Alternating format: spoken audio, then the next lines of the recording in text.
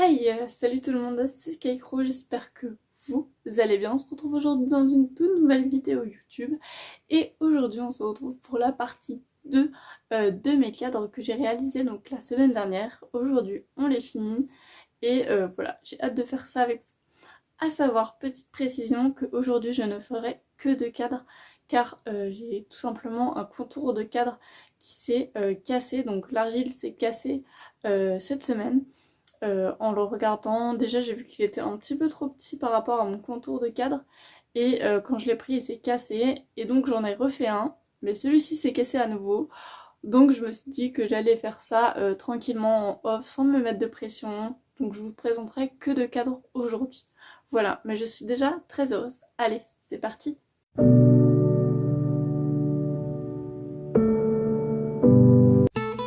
Et donc aujourd'hui on va commencer avec la peinture, la même peinture que j'ai utilisée pour mon mur en tout début d'année. Évidemment je ne fais pas de gâchis à racheter de la peinture, j'utilise la même que j'avais évidemment bien fermée. Je l'ai juste bien mélangée pour que tous les pigments se mélangent, pardon. Et voilà, on est parti avec du rose, du jaune et le vert.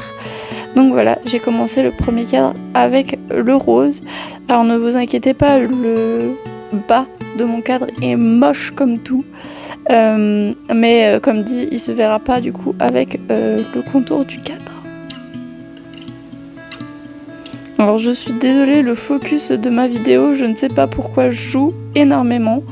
C'est pas fait volontairement, évidemment. Mais voilà, vous verrez plusieurs fois dans la vidéo, mon focus bug, voilà, faut pas chercher parfois, on peut pas trop leur en demander. Et puis j'ai fini par en fait finalement mettre un cœur à l'arrière car je trouvais ça hyper beau. On passe maintenant au cadre jaune, alors j'utilise un carton pour protéger mon meuble tout simplement. Et je viens checker que tout est ok. Voilà, là il y avait un petit peu d'argile qui avait dépassé, qui avait bavé. Donc je suis juste venue la découper au cutter. Ça s'est coupé très très facilement. Et puis je vérifie bien que mon cadre rentre cette fois-ci. Donc là on est parti sur le jaune. Comme dit, même étape, hein, on mélange bien la peinture. Et puis après je peins juste les côtés et mon contour.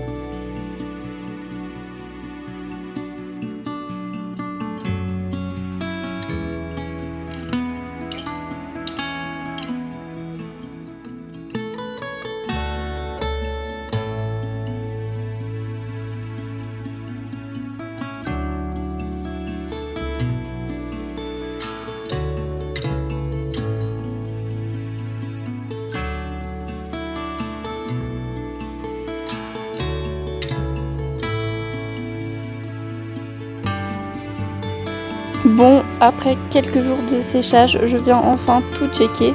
Alors finalement, j'ai décidé de mettre l'illustration au fond, que ça fasse vraiment comme un petit coffre.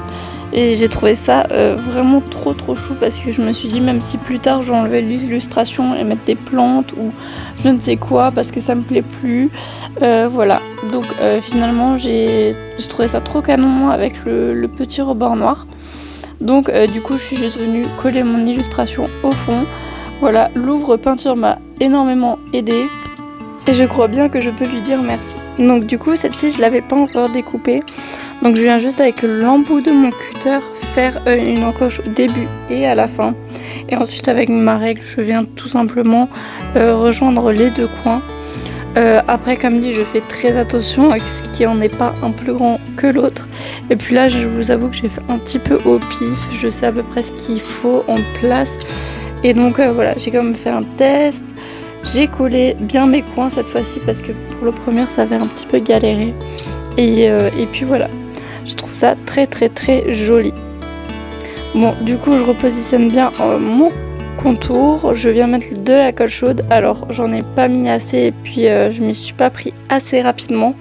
Donc la colle avait un petit peu séché et je pensais que ça allait tenir et pas du tout. Donc du coup j'ai enlevé toute la colle qui avait séché et j'en ai remis beaucoup.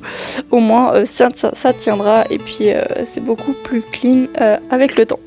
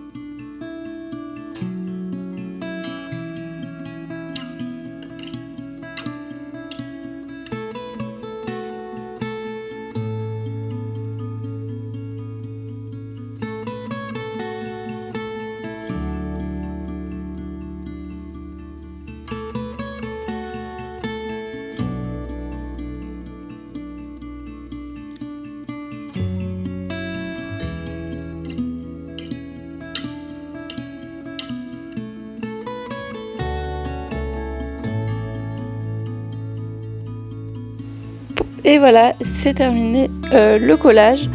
Pour les coller à mon mur, même technique que partout et tout le temps dans ma chambre, c'est du scotch double face que j'ai trouvé chez Amazon.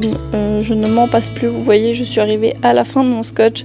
Il faudra que j'en recommande parce que vraiment je colle tout, décoration, miroir avec et franchement c'est top. Donc je fais pareil sur les deux, voilà, j'en mets un plus en haut, un plus en bas. Et puis petite transition des familles, on se retrouve sur mon mur. Et puis là je me suis rendu compte que j'avais collé du mauvais côté. Donc j'ai redécollé mon petit scotch que je l'ai replacé tout simplement à l'endroit voulu. Et puis c'est parti pour enfin les poser sur mon mur. Donc je suis hyper contente. J'essaye de rester à peu près centrée et puis comme dit j'appuie bien sur le haut. Pour que ça tienne bien. On dirait que je fais des pompes contre le mur, mais pas du tout. Comme dit, faut juste que ça tienne bien et donc je mets un peu de pression. Et on passe au deuxième, mon petit jaune. Cette fois-ci j'avais bien collé et puis j'essaye de rester centrée par rapport à l'autre. Et puis voilà, même principe, j'appuie assez fort pour que mon cadre tient bien et j'évite d'appuyer sur l'argile pour qu'elle se casse. Donc voilà, je vous laisse avec le résultat des deux et voilà, gros bisous.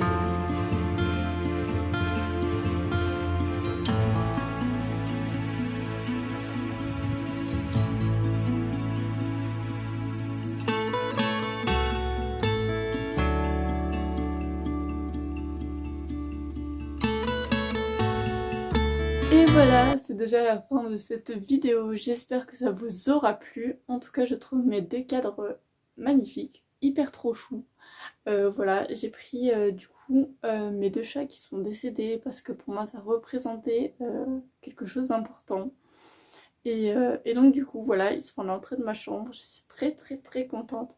Ils sont pas parfaits, mais ils sont juste eux. Donc voilà, au top. Sur ce, je vous souhaite une bonne semaine. Petite précision, il n'y aura pas de vidéo la semaine prochaine, tout simplement pour des petites raisons personnelles. Voilà, sur ce, je vous fais des gros bisous et je vous dis du coup à dans 2 semaines.